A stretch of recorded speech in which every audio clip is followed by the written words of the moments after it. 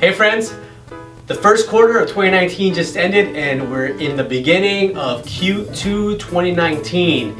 And here's a quick recap of the first quarter and prediction for what may happen in Q2 of 2019. As you know, 2018 ended about 20% down in volume of sales here in San Diego County, and it went right into January. So when January, early February was happening, things were looking pretty bleak. Things changed quite quickly here towards the end of March. The volume of sales started to pick up a bit, at least in what we were observing personally in our business, and we saw a couple of things. For sellers, we noticed that the level of offers were increasing, so we were starting to see more multiple offers on properties, which is a good thing for sellers. Always multiple offers typically garner higher prices.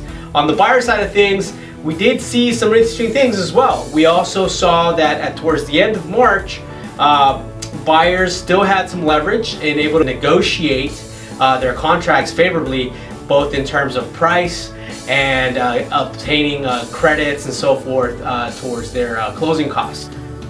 Q2 is going to continue with that trend, and I think it's going to happen because of interest rates. So when 2018 was ending, the Fed had increased rates. They had announced that they were going to continue to increase rates. And here in San Diego, we're very rate sensitive, and we have an affordability crisis. So affordability being very challenging in San Diego, coupled with high interest or higher interest rates or increasing interest rates, makes it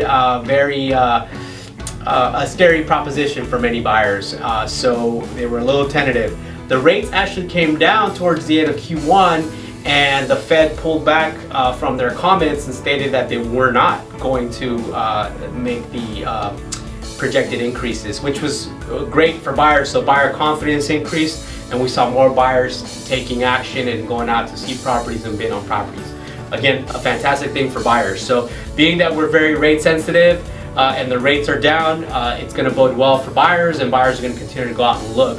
For sellers, having more buyers on the market is a good thing for you. Again, multiple offers nets you typically a higher price point.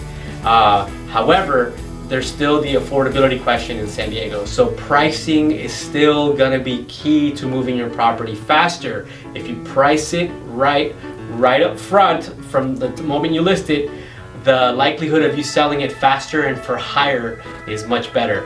So if you get a little bit greedy and try to list really high, if you're the highest priced house in your neighborhood, that's probably not going to bode well for you, not in this market. So to recap, Q2, more buyer activity along with favorable terms for buyers, but also more competition, so things will flush out. It's going to be interesting to see what Q2 brings, but I think it's going to be a healthy level of activity. Again, be mindful of affordability and the interest rate environment, so just keep an eye out, but it's going to be good. Q2 is looking good for both buyers and sellers, so we're more in a balanced market, which is a healthy market.